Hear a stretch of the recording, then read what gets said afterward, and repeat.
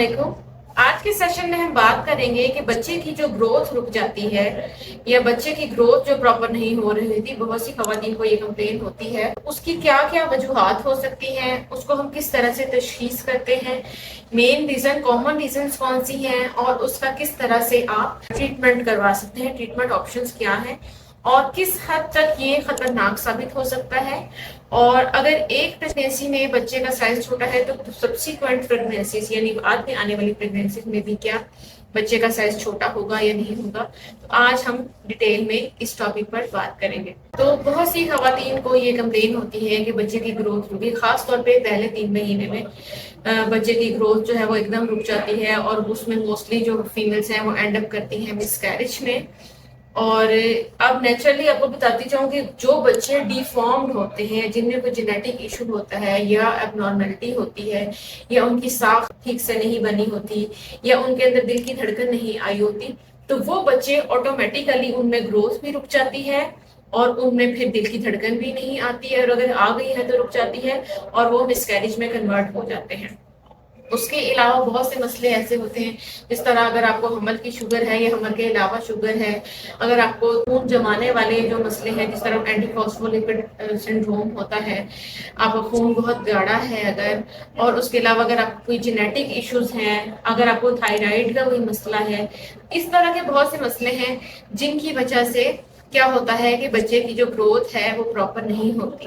तो पहले 3 महीने में बहुत कॉमन है कि बच्चे की एकदम से जो है ग्रोथ रुक जाती है या बच्चा एबनॉर्मल होता है और वो मिसकैरेज में मोस्टली एंड अप हो जाता है, या फिर हमें खुद से इंड्यूस करना पड़ता है क्योंकि उसकी धड़कन नहीं होती या ग्रोथ नहीं होती, तो हमें मिसकैरेज इंड्यूस करना पड़ता है कि खुद से प्रेगनेंसी को टर्मिनेट करना पड़ता है। अब दूसरे नंबर पर आ जाते हैं, ये तो प्रेगनेंसी के स्टार्ट में था और प्रेगनेंसी एंड हो गई, इसमें हम इन्वेस्टिगेशन करवाते हैं ताकि फर्दर प्रेगनेंसीज में ना हो।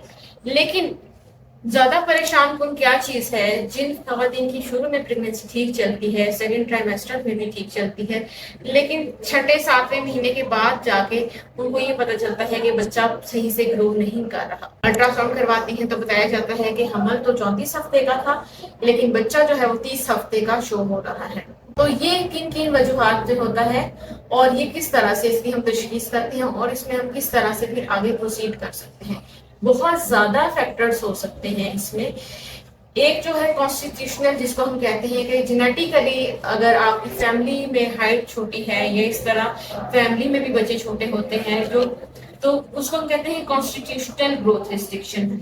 लेकिन उसमें क्या होता है कि बच्चे के बाजू, उसकी पेट और हर चीज जो है वो इक्वली छोटी होती है। ऐसा नहीं होता कि सिर्फ पेट छोटा है या सिर्फ सर छोटा है या सिर्फ टांगे छोटी हैं, ऐसा नहीं होता। पूरा बच्चा ही ओवरऑल थोड़ा सा छोटा होता है, जिसको हम सिमेट्रिकल ग्रोथ रिस्ट्रिक्शन कहते हैं, और ये इतनी खतरनाक नहीं होती।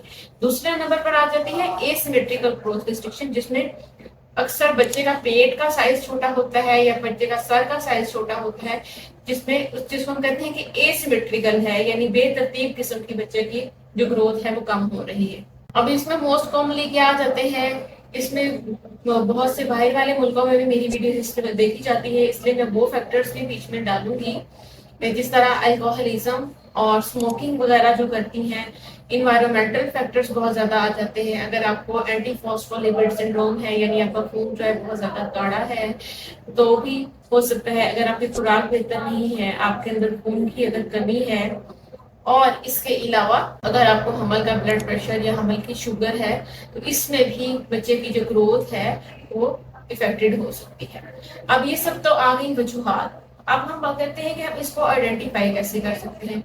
जब हम माँ के पेट का मुआयना करते हैं तो हमें अमूमन हम पेट का जब मुआयना करते हैं तो वो पेट के साइज से पता चल जाता है कि कितने महीने का हमल है।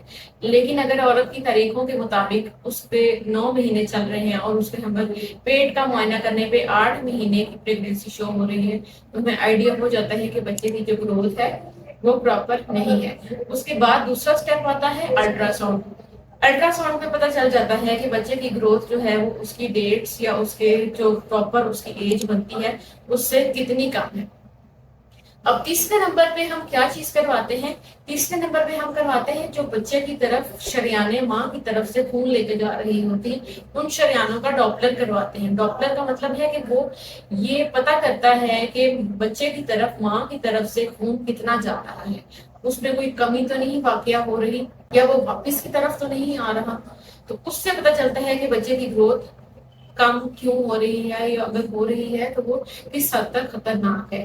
اگر بچے کی طرف ڈاپلرز ڈسٹرب ہو، یعنی بچے کی طرف جانے والے خون میں کمی واقع ہو رہی ہو، تو یہ بہت ہی ایک کریٹیکل سچویشن ہوتی ہے، جس میں ہمیں بعض اوقات ایمرجنسی سیزیرین بھی پلان کرنا پڑتا ہے، اور پریگنینسی جو ہے وہ اینڈ اپ بھی کرنی پڑتی ہے، کیونکہ ماں کے پیٹ میں بچے کی ڈیتھ بھی ہو سکتی ہے۔ سب سے پہلے کیا ہوتا ہے کہ سب سے پہلے بچے کی گروتھ افیکٹ ہوتی ہے، اس کے بعد جب الٹرا ساؤنڈ کروائے جاتے ہیں تو الٹرا ساؤنڈ میں پتہ چلتا ہے کہ بچے کے گرد پانی کی کمی ہو گئی ہے۔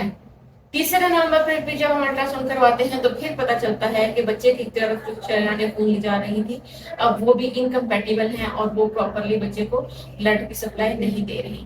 اس طرح سے ہم اسمال فار گیسٹیشنل ایج یا انٹرایوٹرائن گروتھ ریسٹرکشن جس کو کہتے ہیں، یا پھر جو بچے کی گروتھ پراپر نہیں ہو رہی اس کو ہم میئر کرتے ہیں۔ اور موسٹلی ہم اس میں 2 الٹرا ساؤنڈ کرواتے ہیں 2 سے 3 ہفتے کے وقفے پہ، جس پہ ہم دیکھتے ہیں کہ آیا اس ڈیوریشن کے اندر پچھلے الٹرا ساؤنڈ کے مطابق بچے کا وزن بڑا ہے یا نہیں بڑا۔ اب کیا کمپلیکیشنز ہوتی ہیں جب اس طرح کے بچے پیدا ہوتے ہیں؟ تو ان کے اندر امیونٹی بہت کم ہوتی ہے، ان کا ویٹ کم ہوتا ہے، ان کو زیادہ دیر تک نرسری کی ضرورت پڑ سکتی ہے، ان کی سکلنگ پاورز یعنی وہ سکشن جو دودھ پیتا ہے وہ ہیبٹس نہیں ڈیولپ ہوئی ہوتی۔ تو یہ سب مسئلے مسائل جو ہیں پیرنٹس کو دیکھنے پڑتے ہیں۔ بعض اوقات بچوں کی ایسے بچوں کا جو سروائیول ہے وہ کم ہوتا ہے، تو بعض اوقات بچوں کی ڈیتھ بھی ہو جاتی ہے۔ تو اب ہم بات کرتے ہیں کہ اس سے بچا کس طرح جا سکتا ہے، اس کا علاج کس طرح کیا جاتا ہے۔ موسٹلی جو ہے یہ خون کی یا تو خون کی کمی کی وجہ سے یا پھر خون کی سپلائی کم ہونے سے۔ اگر ماں کی خوراک میں کچھ کمی ہے اور ماں کی طرف سے بچے کو سپلائی پراپر نہیں جا رہی، تو ماں کی جو ڈائٹ ہے اس کو بہتر دیا جاتا ہے، یا اس طرح کے فیکٹرز جس طرح کے اسموکنگ ہے، الکوہل ہے، یا اس طرح کی کوئی میڈیسنس لے رہی ہے جس طرح مرگی کی میڈیسنس لیتی ہے، یا دماغی بیماریوں کی میڈیسنس لیتی ہے۔ اگر اس طرح کے کوئی مسئلے مسائل ہیں تو جن کو ٹھیک کیا جا سکتا ہے تو ان کو سٹارٹ میں ٹھیک کیا جاتا ہے۔ اس کے علاوہ اگر ماں کا خون گاڑھا ہے اور وہ بچے کی طرف پراپر نہیں جاتا، تو شروع سے ہی حمل کے شروع سے ہی ماں کو خون کو پتلا کرنے والے انجیکشنز اور خون کو پتلا کرنے والی گولیاں دی جاتی ہیں، تاکہ بچے کی طرف پراپر بلڈ کا فلو ہو سکے۔ بعد میں آ جاتی ہے کہ ہم تیسرے 9ویں مہینے کے بعد مینجمنٹ کیسے کرتے ہیں۔ یہ ہر مریض کی اپنی سچویشن ہوتی ہے اور اس کے سرکمسٹانسز ہوتے ہیں۔ بعض وقت ہم نے بچے کو پریکٹس دینی ہوتی ہے، بعض وقت ہم نے ماں کو پریکٹس دینی ہوتی ہے۔ تو ان سب چیزوں کو دیکھتے ہوئے سائڈ بائی سائڈ پریگنینسی دیکھا جاتا ہے کہ پریگنینسی کو آگے چلایا جائے یا پریگنینسی کو اینڈ اپ کر دیا جائے۔ اس کے ساتھ ہی ہمارا آج کا سیشن کمپلیٹ ہوتا ہے۔ مزید معلومات کے لیے آپ کمنٹ باکس میں کمنٹ کر سکتے ہیں۔ اللہ حافظ۔